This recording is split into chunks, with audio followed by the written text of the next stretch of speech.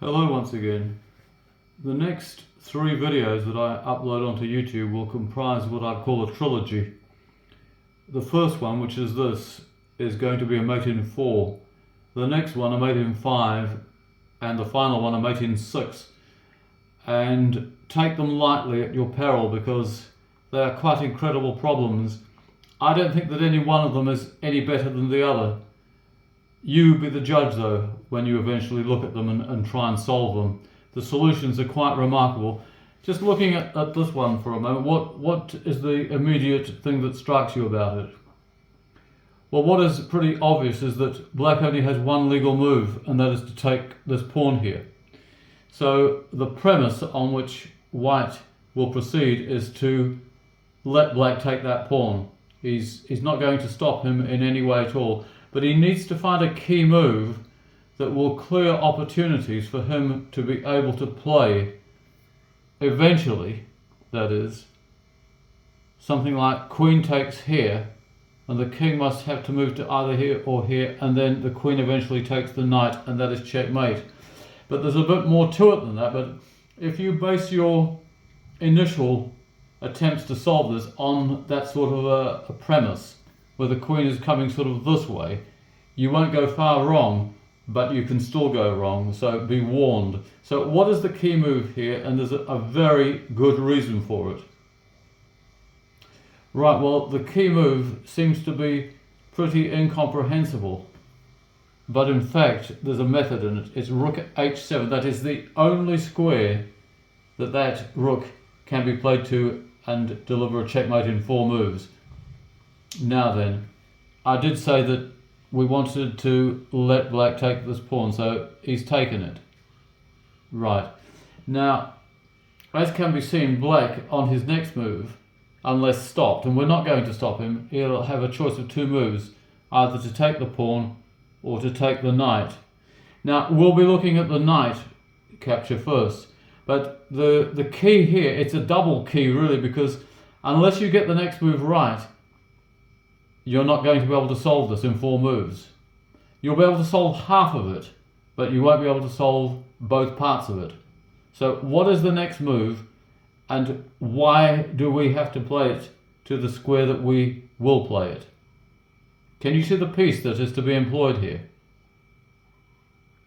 It is a sort of a waiting move, there's no doubt about that, because you're giving black the opportunity to decide which way he wants to go. Well, the key move is here, and this explains why the rook went to h7. We want to have all this 7th rank available to the queen. So, first of all, we'll look at capturing the knight and see what happens. So, what does white do here?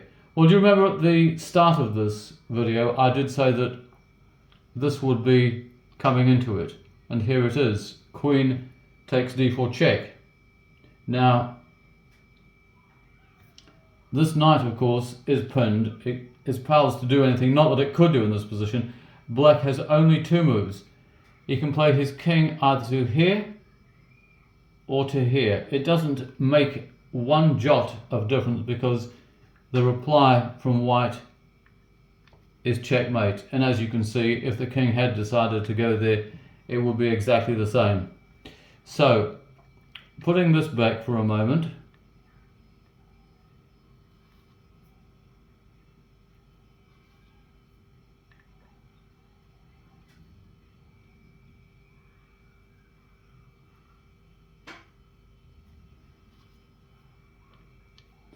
right, so we've reached the stage where we played rook h7, b takes c5, queen to g7, and we've given black the opportunity of taking the knight,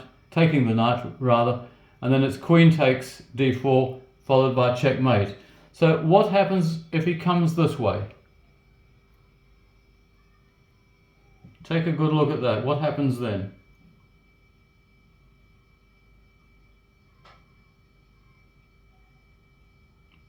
Can you see what we're trying to do here? Well, we're going to employ the Indian theme, which is becoming a regular feature on this channel. Can you see how we do it and why we do it? Well, the how is here. That is the way in which we have just done it. And as can be seen, this avoids stalemate, because otherwise black would be in stalemate as things stood. So he now takes the knight on his third move.